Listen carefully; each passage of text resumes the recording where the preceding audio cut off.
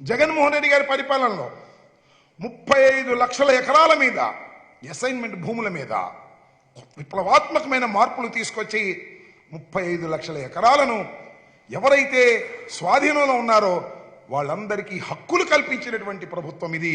ఇలాంటి అనేక సంస్కరణలు తీసుకొచ్చినటువంటి ప్రభుత్వం ఇదని కూడా ఈ సందర్భంగా నేను మనవి చేస్తున్నాను.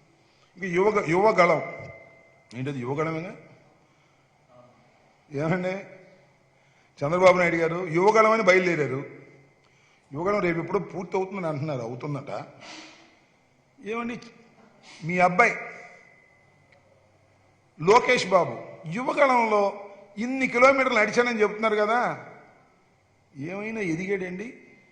ఒక నాయకుడిగా గుర్తింపు వచ్చిందండి?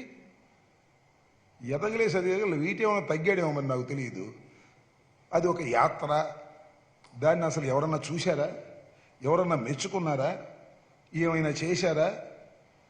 ఒక పెద్ద కామెడీ షో, రకరకాల కామెడీలన్నీ పెట్టారు. దానిలో హిట్ కోసం, హిట్ సినిమా కోసం కామెడీలు పెడతారే, ఆ విధంగా కామెడీలు పెట్టి దాన్ని హిట్ చేయాలని ప్రయత్నం చేస్తే యువగళం అట్టర్ ఫ్లాప్ అయింది. లోకేష్ బాబు ఒక అంగుళం కూడా ఎదగలేకపోయాడు రాజకీయాల్లో అనే విషయం ఈ యువగళం చాలా స్పష్టంగా చెబుతున్నటువంటి అంశం. ఆయన అంటే ఒక గిఫ్ట్ ఇస్తాడంట. రేపు జరిగేటటువంటి మీటింగ్లో వాళ్ళ నాన్నగారికి ఒక గిఫ్ట్ ఇస్తాడంట. ఏంటంటే రెడ్ బుక్ అంట. ఏం చేసుకుంటారు? Red book 4 గీసుకుంటారా? మీరు అధికారంలోకి వచ్చేదా చచ్చేదా? రెడ్ బుక్ తీసుకొచ్చి ఏదో చేస్తామని ప్రగల్భాలు పలికేటటువంటి పరిస్థితికి మీరు దిగజారిపోయారు. ఈ దిగజారిపోయినటువంటి తెలుగుదేశం పార్టీ గురించి పదే పదే మాట్లాడాలంటే మాకు కూడా ఇసుగ్గా ఉంది. అయినా ఏదో తప్పదు కదా, మీరు మాట్లాడేటటువంటి మాటలకు సమాధానం చెప్పవలసినటువంటి బాధ్యత మాకున్నది. చివరికి పవన్ కళ్యాణ్ మీరు కలిసిన 0-0 కలిస్తే 0-0 ఇంటూ అయినా కూడా అది 0 అవుతుందనే వాస్తవాన్ని మీరు గమనించాలి. ఎన్నికల్లో అది నిరూపణ అవుతుందని ఈ సందర్భంగా నేను చెప్పదలుచుకున్నాను. చంద్రబాబు నాయుడు గారు, లోకేష్ బాబు గారు, అదేవిధంగా పవన్ కళ్యాణ్ గారు ముగ్గురు కలిసి వచ్చిన అసలు నాకు అర్థం కాల.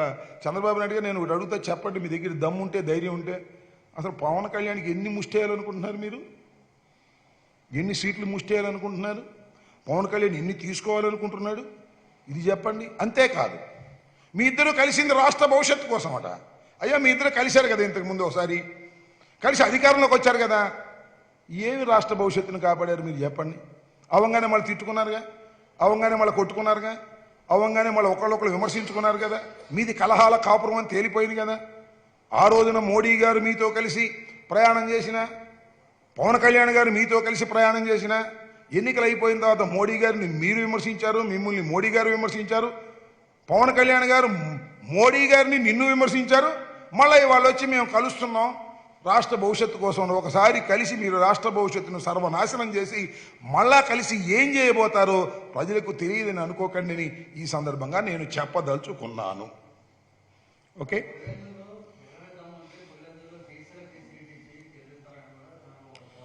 ఈ పిచ్చి మాటలు పులివెందుల జగన్మోహన్ రెడ్డి గారి సొంత నియోజకవర్గం, పులివెందుల రాజశేఖర రెడ్డి గారి సొంత నియోజకవర్గం, సొంత ఊరు.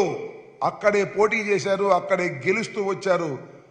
చంద్రగిరిలో లాగా ఓడిపోలేదు. ఎప్పుడు గుర్తుపెట్టుకోమని మనవి చేస్తున్నా.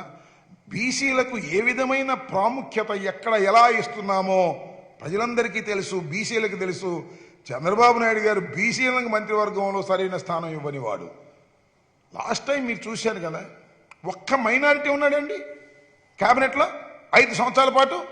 ఒక్క మైనారిటీని కూడా పెట్టనటువంటి దుర్మార్గమైన పరిపాలన చేసినటువంటి చంద్రబాబు నాయుడు గారు మమ్మల్ని ప్రశ్నించేటటువంటి స్థాయి నీకు లేదనే విషయాన్ని దయచేసి గమనించమని కోరుతూ ఉన్నా.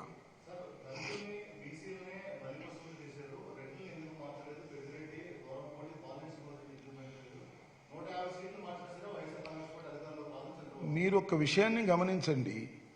మార్చారు అన్నారేంటి? మారుస్తారు. మాకున్నటువంటి సౌలభ్యం గురించి మారుస్తారు. ఎవరిని మార్చినా వారు గెలుపు కోసమే మారుస్తారు. What is this? ఇంకా మార్పులు ఉంటాయి చూడండి.